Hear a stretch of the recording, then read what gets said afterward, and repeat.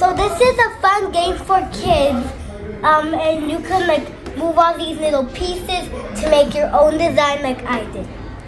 So I'm getting ready to make the sky right now, as you could see, and it's a really fun game for kids. So I also like when it comes to different cool designs, and or if you don't want to use, you could also make your own or use all these designs, and it's a really fun game. Today we're going to bring a MagPad. It comes with various cards, very educational. This is to stimulate kids' brain to actually start making their own design. Very artistic. It's kids of all ages, pretty much. It comes with a magnet and a magnet pen, and you don't, if you're going to lose it or anything, you can always place it here so you won't misplace it.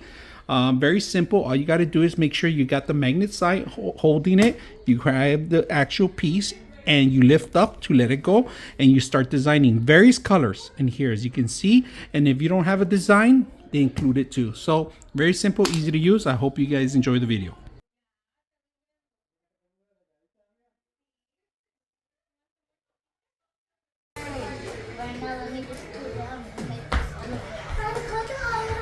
Any footage?